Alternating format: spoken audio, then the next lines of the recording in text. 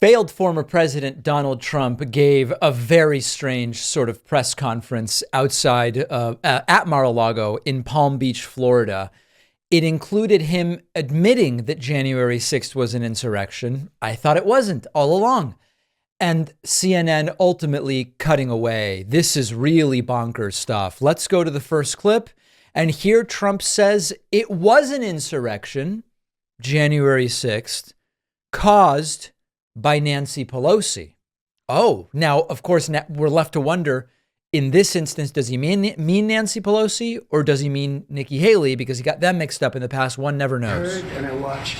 And the one thing I'll say is they kept saying about what I said right after the insurrection. Because I think it was an insurrection caused by Nancy Pelosi. I believe, as with a plane flying overhead, which, by the way, I guess that's a constant annoyance at Mar-a-Lago. Something about the flight path and there's constant planes overhead. I think it was an insurrection caused by Nancy Pelosi. He wants to have his cake and he wants to eat it too. It wasn't an insurrection. It was my followers being peaceful so I can't get in trouble. There was no insurrection. But it was an insurrection inspired by Nancy Pelosi, so I also can't get in trouble. That's the common theme to all of it. No matter what it was or wasn't or could have been, Trump is certainly not to blame for anything. Trump's lawyers, by the way, continuing to argue that there was no insurrection in court for the benefit of Trump in other ways.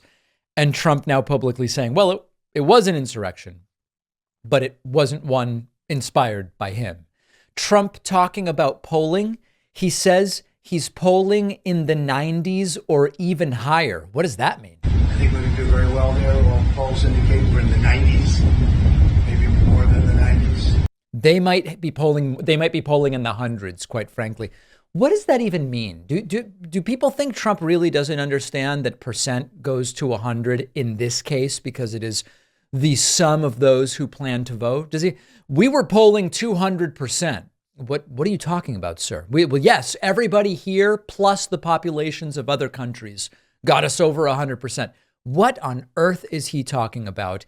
And then lastly, here's CNN cutting away from Trump's speech after the Supreme Court appeared favorable to Trump's case.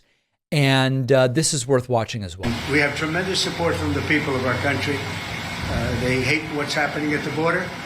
They hate what's happening just generally. We're not a respected country anymore. We're laughed at all over the world. They're laughing at us. And they hate what's... Another plane, of course, just a real problem there. They hate seeing it. They love our country. They want it to come back. And we're going to do that. If you think about it, had the results of the election been different, that would be nice. You wouldn't have the Ukrainian situation with Russia. You would not have had an attack on Israel, which was so horrible. You would not have had inflation. You wouldn't have China talking about Taiwan. You wouldn't have any of the problems that we have today. And you certainly had a broke Iran, and now you have a very rich Iran. Iran was broke when I left.